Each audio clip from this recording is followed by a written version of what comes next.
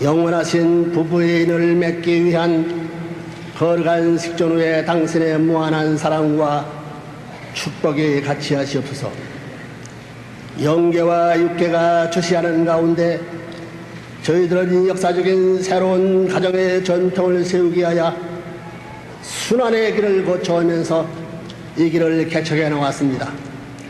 이는 당신의 창조 이상 가운데 본연에 타락하지 아니했던 선남 선녀를 중심 삼고 선한 자리에서 아담 해와가 하나님을 중심 삼고 하나님의 사랑에 의하여 참다운 축복의 한날이 있었던 널 하나님을 중심 삼은 선의 부모여,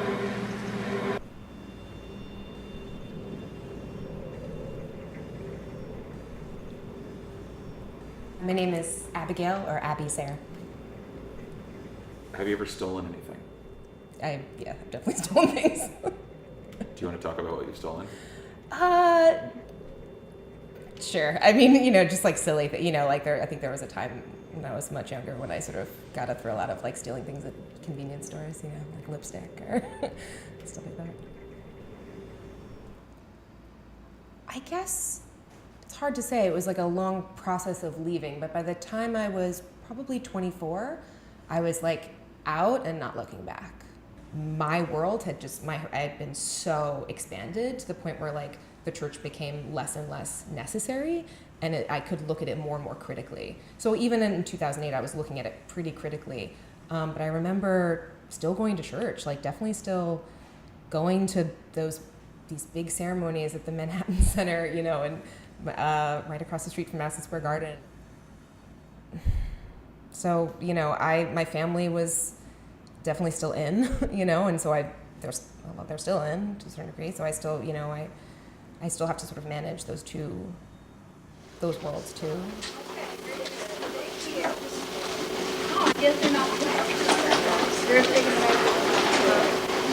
Hi there. Where's your name tag? The bus you ride. That bus? Where'd you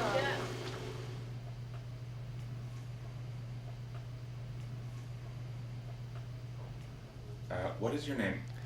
Kazu Watanabe, or Kazuaki Francisco Watanabe. What's your favorite color? Blue.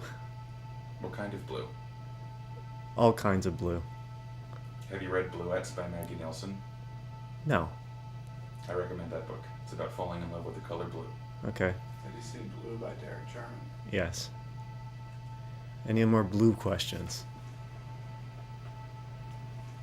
The thing about the church is that it defines everything about you. Or it can, and it did to me. So that I had no practical understanding of the world. So my life purpose has always been defined by the church, which is basically absolute filial piety and duty to the Messiah and to my parents. I had no practical sense of what I was supposed to do, and I didn't care.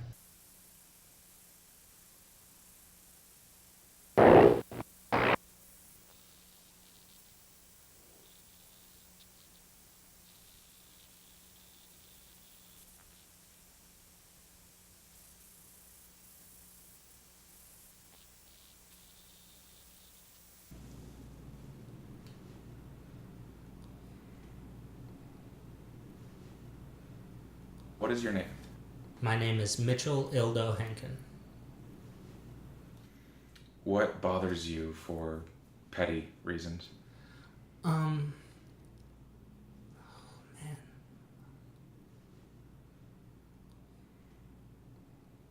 It's cool if I take a moment to think about this. Sure.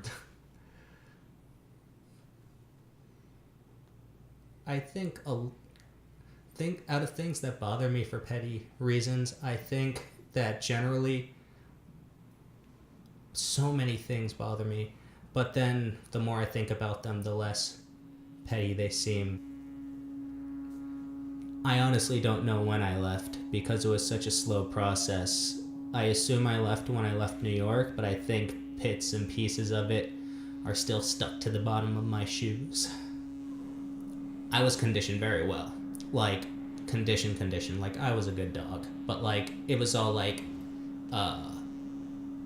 it was all unconscious. It was like I had a gentle leader on and someone was tugging my nose in whatever direction I needed to go, and I was fine with it.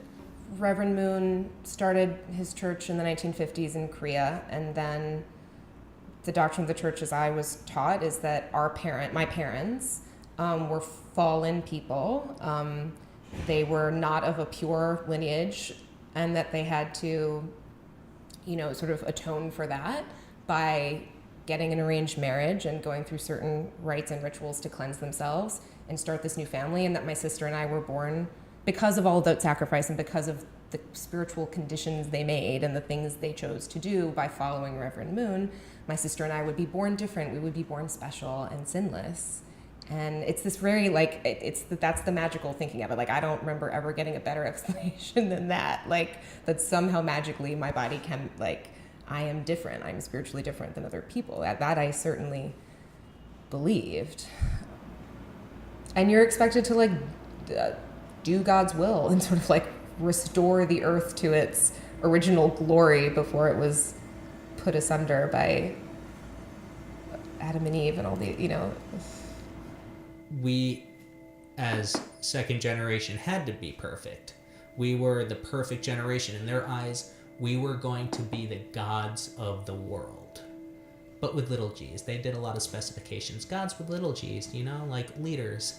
But still using the word God.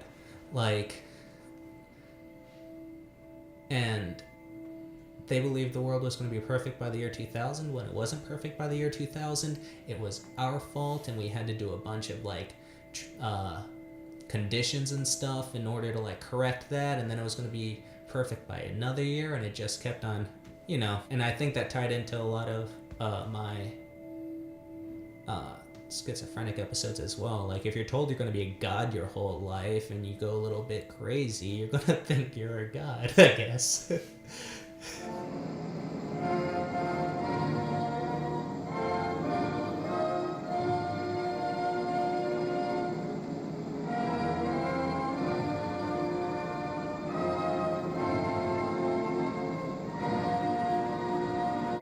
As I started leaving the church and had to figure out how to live on my own, it was really starting from a blank slate.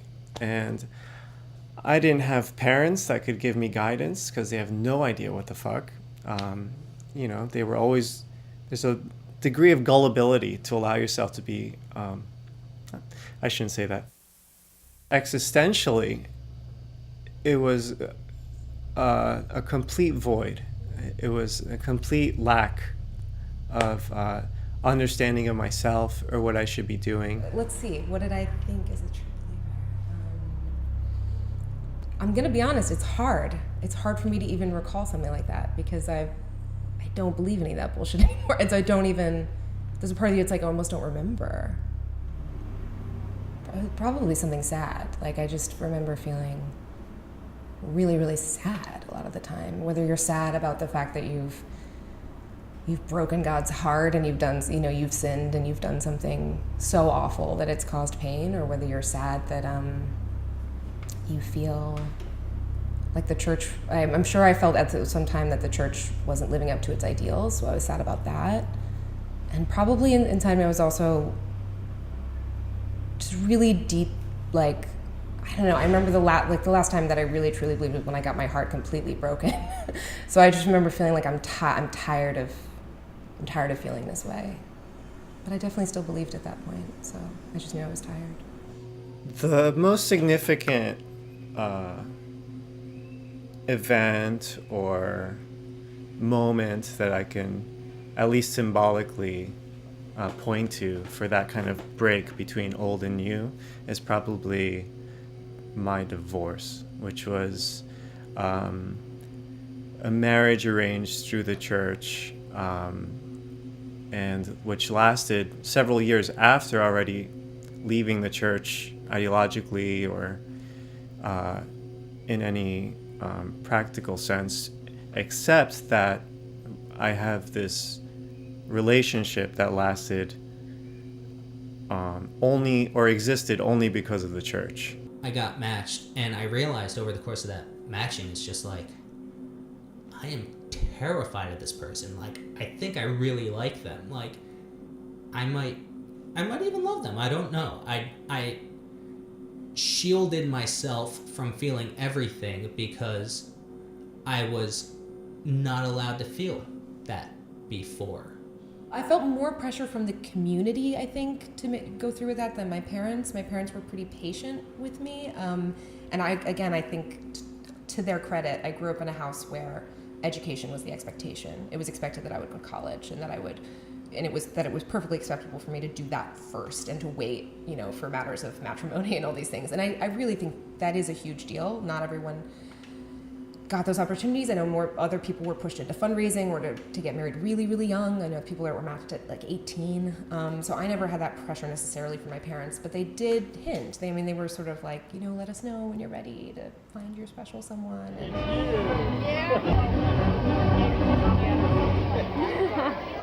Where's my partner? Tracy, better. Shane, partner, go! 1, 2. Raise your hand. I'm gonna get somebody. Who needs a partner? Quickly. I just collapsed into myself and I couldn't function around this person.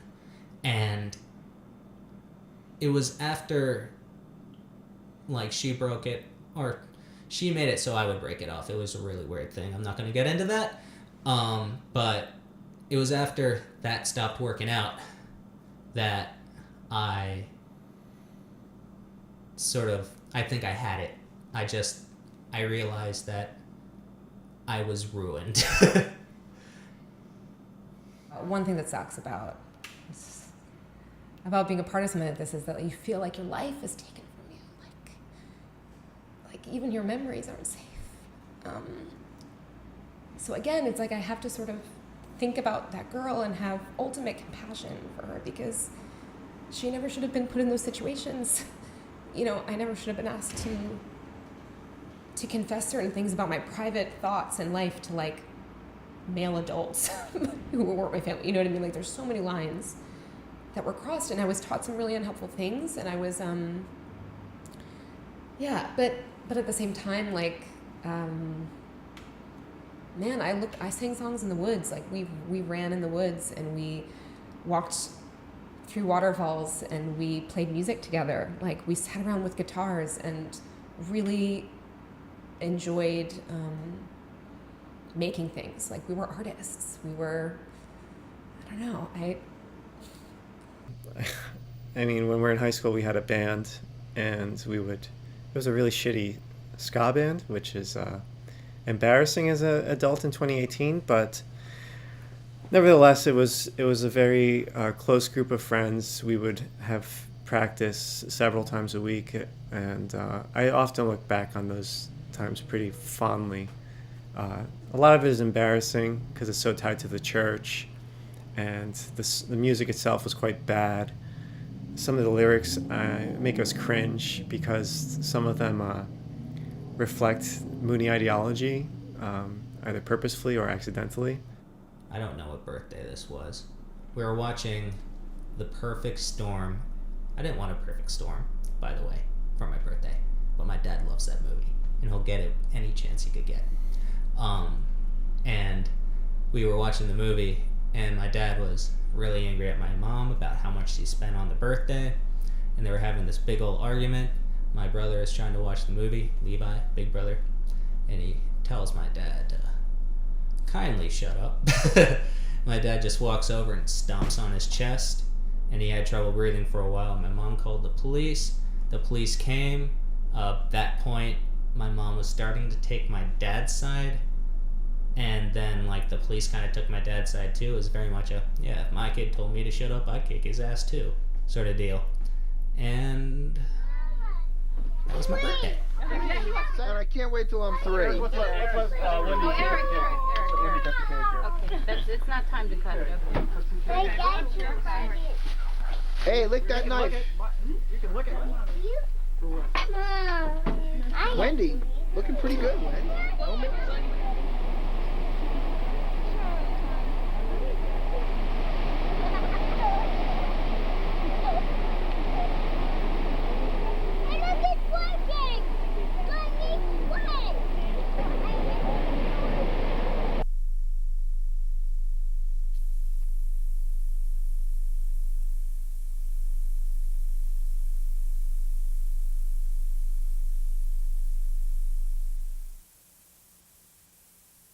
So I feel like I have a degree of wisdom, but also an extreme naivety, both existing within me at the same time. Not everyone can say they were married for 6 years and divorced before they were 30. The flip side of that is now in my late 20s as a divorcee who's only had one relationship in his life, one romantic sexual relationship in his life.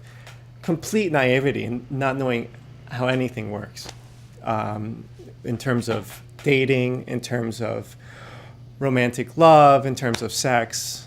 As someone whose a complete understanding of life has been erased, have to question everything. And I'm still struggling to find out what the point of any of this is. People need other people. You know, it provides you with a sense that you're loved and cared about. And so I definitely lost some of that. I definitely lost this sort of like thing that I could tap back into, where people have known me since I was 5 years old, like adults in my life, you know, that have helped raise me, and experiences that I had with people. I chose to close the door on all that, and I chose to remove myself.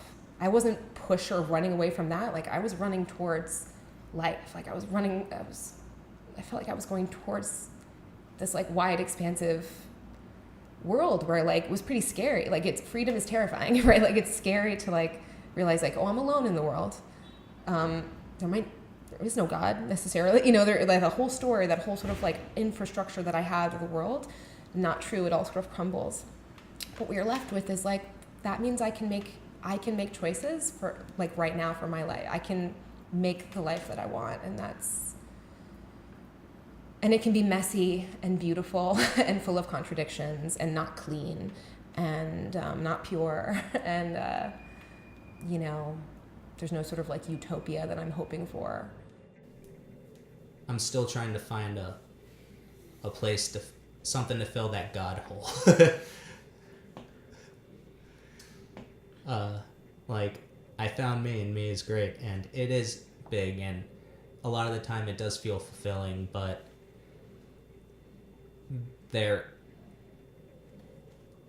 it's a process trying to find solace in the emptiness. And I do I built myself up, and what I do, I did because of me, and what I do for me. But it's weird having all the answers and then not.